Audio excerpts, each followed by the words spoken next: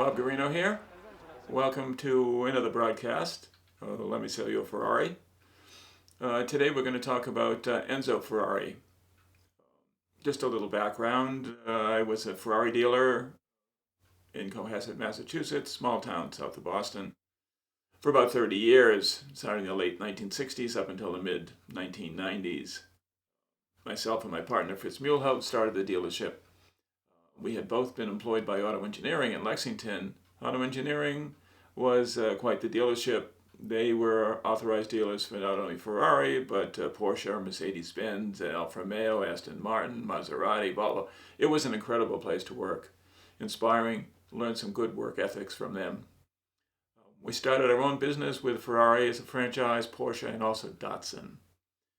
Ferraris were being imported for the East Coast by Luigi Canetti. He was a friend of Enzo Ferrari's. He had raced in Europe for him. He received the distributorship rights for the East Coast, and that's who we were getting the cars from. 1968, there was the new regulations promulgated by the federal government here on EPA and DOT. Ferrari could not meet the regulations. They were a small manufacturer producing. So there were no cars coming in for Ferrari between 1968 and 1972. However, in 1970, there were a few cars that were brought in. So we would participate in the Boston Auto Show in the fall, and with Porsche and BMW, which we also acquired as a franchise. And we had, in 1969, I had a call from Dick Fritz, who was one of the managers at Luigi Canetti, and he told me that they were going to be represented at the New England Auto Show with two 365 GTB4s, also known Daytonas. So I hadn't seen the cars. I was quite interested, so I went into the opening night of the show, and there was Dick with the two cars. One was a competition Daytona, and the other one just a road car. Quite spectacular looking. So we got chatting, of course, and he told me at that time that Ferrari probably wouldn't be bringing any cars in till 1971, probably 1972. Although they were bringing in six 365 GT4 2+2s with automatic transmissions. I said, what? He said, yeah, Canetti had ordered these. He had some customers, and Ferrari agreed to build them with some sort of GM transmission. He wasn't sure. Well, I got back to the dealership, and we had a customer, Ray Remick, a very good customer, who had always said, if you ever get an automatic Ferrari, let me know, because I'd love one. And I said to him at the time, that's never going to happen. Well, in fact, it was going to happen. So he ordered a car. We ordered it through Canetti. In 1970, my partner Fritz and his wife Alice wanted to go back to Switzerland. They hadn't been there a number of years. So they went over, they picked up a BMW Coupe to use as a car over there. And I decided to go over after them and go to the factory in Maranello and check on this car, see if it was really being produced. So I went over to Zurich, where they left the car, drove to Torino, visited some relatives in Milano, and then went to Maranello. Well, I have a whole video, a whole broadcast on that event. But in fact, they were making the car, and we did get it back in the U.S. So that was my first trip to the factory, really. When I was there, I was hoping I'd see Enzo or maybe get a tour of the factory. They said they couldn't do that. There was a strike going on. So I never really did see the operation, which was a little disappointing. That's 1970. 1972, there's a new corporation formed in the U.S. called Canetti Garthwaite, and that's going to be the importer for the cars from Ferrari, no longer just Canetti. Al Garthwaite was a tire dealer, a pretty successful one. So they started this new important importation facility, which was Canetti Garthwaite. This is how we were receiving the cars at the time. They not only had they did bring in the Daytonas, the 365 GTB4, GTS4, the Spider version. Wish I'd kept one of those. 365 GTC4, one of my favorites. Then they were bringing in the Dinos, the 246 GT, GTS, also the 308 GT4. So all these cars were coming in through them. I went back to Europe in 1977. A good customer of ours had ordered a 308 GTB that had been released in fiberglass. Everybody was pretty excited about that. Nobody knew how or why they were doing it, but they were doing it. Probably the same weight, we weren't sure. So I thought I'd go back and check on this special order for this customer, Pete Winsberg. So I went back to Maranello. And this time I got a tour of the factory. But I never did see Enzo. He was at some race. I think it was in May, probably Monaco. He didn't go to the races very often. But anyway, he wasn't there, or so they said. So that was 1977. And that's the way it was going up until 1979, when we received a notice from the factory for RSPA that, in fact, they were going to take over the importation of the cars starting in 1979. So in the fall of 1979, they had a dealer meeting in Montreal at the Grand Prix. Great race. Villeneuve did not win, unfortunately, and met him and Jody Scheckter at the time. So they told us that starting in 1982, they were going to have dealer meetings in Italy. 1982 is the first factory-authorized trip to Maranello.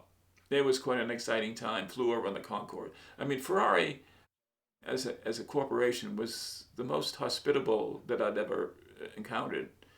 I mean, we had lots of different franchises over the years, but Ferrari really was outstanding.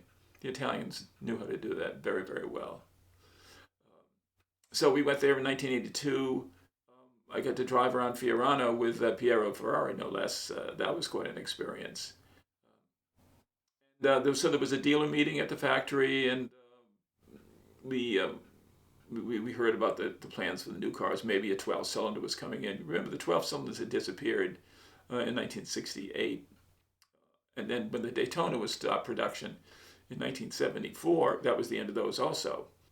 So at the end of the meeting, we were all sort of gathered in this large room, not really an office, just kind of a space. And all of a sudden, suddenly all the factory men, and they were all quite interesting, a lot of them had been with Fiat at some point, the factory representatives, there was kind of a hush. And everybody kind of turned and looked over to the side, and in walked Enzo Ferrari in kind of a rain trench coat and a cane and sunglasses, just sort of like you expect to see him. And he said a few words to us in English. He welcomed us dealers and hoped we were enjoying, the factory, and thank you for selling the cars, etc. It was quite generous, quite beautiful, but it was quite short. So in 1984, there's another factory trip, and this time it's to introduce the Testarossa. So we went to Modena, and we get to drive around Imola with the car. I tell you, these tracks, you really do have respect for these drivers. And there was a surprise coming up. Well, the surprise was to meet Enzo. It was a fairly small room, nothing like the oversized office of Max Hoffman that I had seen in New Jersey, but rather a space that was defined not by its size, but by its ambiance and its resident.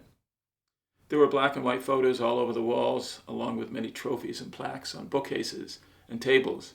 And there, under a row of windows looking out to the factory courtyard, was Enzo Ferrari, seated at his desk on which were stacked copies of his recently published books, Piloti, Che Gente. I had seen him a few years before in Maranello at a brief meeting of introduction, but I'd never met him personally. By his side was Claudio Squazzini, the president of Ferrari North America, who would tell Ferrari, as he introduced each dealer, which dealership we represented and which city we were from. And with that, Ferrari would open a copy of the book and sign it with his hallmark purple pen, and then hand it to us while shaking our hand. There was nothing perfunctory about it, as you could see how pleased he was to meet us all, and the dealers' faces showed their pleasure to meet Ferrari. When Fritz went up to receive his copy, Ferrari nodded and smiled to acknowledge that they had met before. It was quite a moment for Fritz and for all of us. And then it was my turn. So as I approached the desk, Claudio introduced me, saying in Italian, "Here is Mr. Guarino, the dealer from Boston." And Enzo smiled, took a book from the stack, signed it, and shook my hand while giving me the book. All I said was piacere and grazie when receiving the book, but the emotion I felt was really unexpected. It was as though I had officially become part of his family, and this was his way of personally welcoming me. I was somewhat overwhelmed as I went back to the side of his office where Fritz was standing. Over the years, I had met a number of what would you call important automotive people and various well-known entrepreneurs, politicians, and even movie celebrities. But this was different. I don't think it was until that moment that I realized how much I revered him as an automotive revolutionary, and I guess as an Italian one at that. truly unforgettable. I never did see Enzo again. We went back in 1986 to the factory. He was not there. Perhaps he wasn't well. I can't recall. It was unfortunate. But of course, we got to see the new cars that they were going to be coming out with, including the 288 GTO. 288 GTO. I have another broadcast on that you might want to see. Ferrari passed away in August of 1988 at the age of 90. He was an important and impressive person. He followed his dream. He created a car that was not only successful in racing but also in automotive design. Some of his cars are some of the most beautiful ever created with a piece of metal. It's truly remarkable what he did. It was a sad day when he passed away, but his memory lives on, certainly, in his cars. We see them all the time, and we love them. Thanks for listening.